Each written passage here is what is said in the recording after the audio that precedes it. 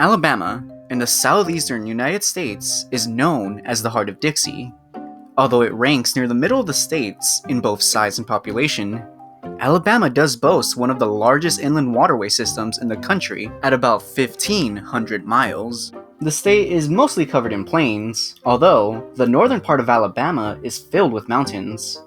The state has 4 national forests, the largest natural rock bridge east of the Rocky Mountains, at about 148 feet, and a 5-mile wide crater made when dinosaurs still roamed the earth. The first electric trolley system in the world was unveiled in Montgomery in 1886, but it wasn't until the 1950s that the story of Alabama changed. In 1950, German scientists, including Werner von Braun, were brought to Redstone Arsenal in Huntsville to develop rockets, which in turn started the American space program. On December 1st, 1955, Rosa Parks, an African-American woman, refused to give her bus seat to a white man in this segregated state, and this act would later become a symbol of the civil rights movement. Moving on, famous people from Alabama include Helen Keller, Olympic gold medalist Jesse Owens, Baseball Hall of Famer Hank Aaron, author Harper Lee, and former Secretary of State Condoleezza Rice. And then, there are the monsters. This is Chasing American Monsters.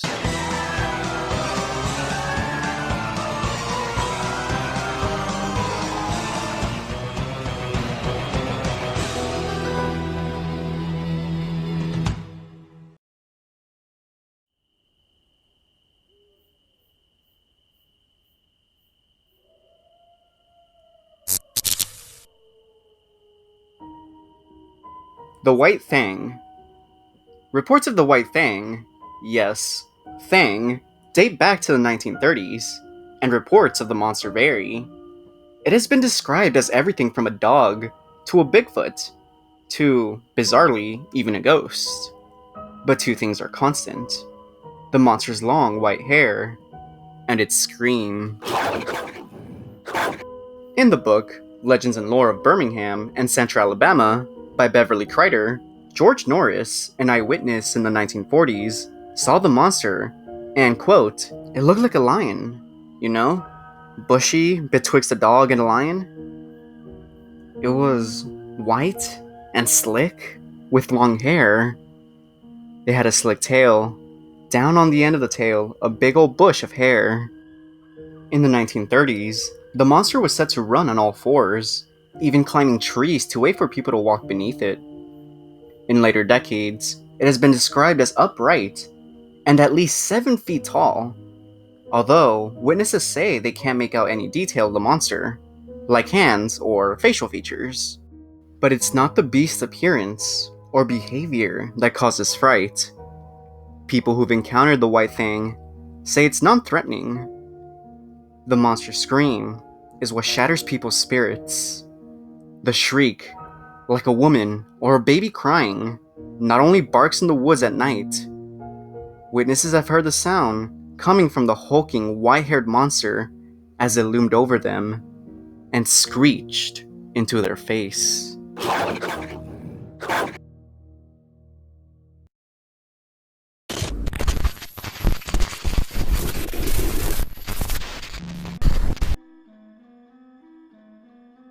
The Wampus Cat. When residents of Trussville began to discover their pet cats and small dogs slaughtered by an animal in 2014, official thoughts went to coyotes. But according to the Mobile Press Register, canines didn't match eyewitness reports. One unnamed witness told the newspaper, "Several of the residents have confirmed it. It's a feline creature. It jumps tall fences and is extremely quick."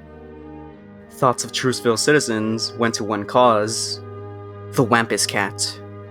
The spectral panther-sized beast has been reported across the American Southeast for centuries, although there are numerous legends about the origin of this cat. The following 2 are the most common in Alabama. The first legend comes from a Native American tradition. A Cherokee woman, suspicious of her husband's hunting trips, dressed in the skin of a mountain lion, and followed the hunting party into the woods.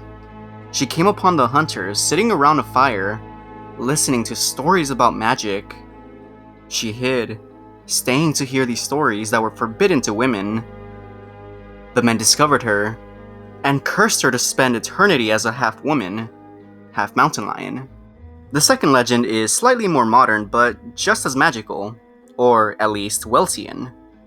According to McDowell News of Marion, North Carolina, during World War II, the United States military succeeded in crossbreeding mountain lions and gray wolves in rural Alabama in an attempt to create a species of intelligent, vicious creatures to use as messengers in a war zone. After some time, a few males and females of this new species escaped the military compound and began to breed in the wild, becoming known as the Wampus Cat. Or maybe the Wampus Cat is simply just a mountain lion. Although, Kevin Dodd from the Alabama Department of Conservation and Natural Resources denies any such animal exists in the state. There aren't any giant cats in Alabama, Dodd told the press.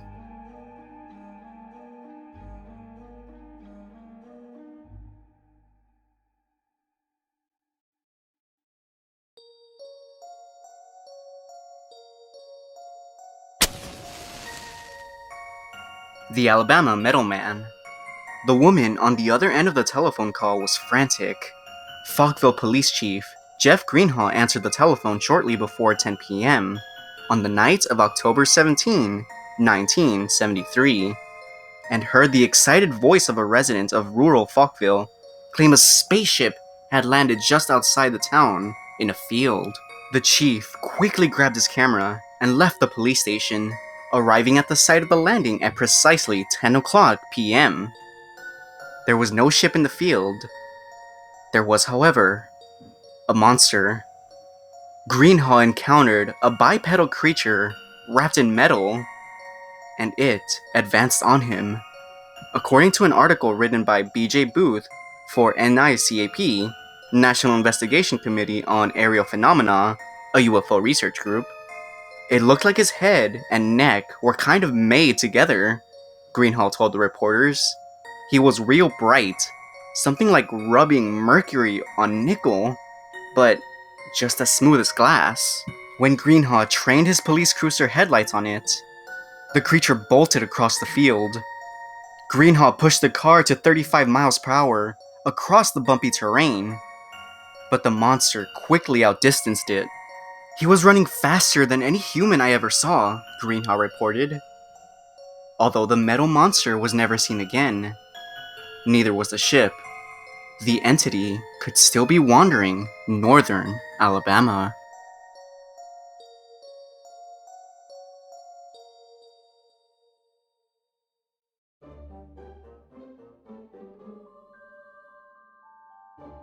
Hey everyone, hope you enjoyed the video, and I just want to say that this series in particular, Chasing American Monsters, is basically similar to the Let's Read thing that I got going on my channel, like, you know, how I read verbatim the Scary Stories to Tell in the Dark books.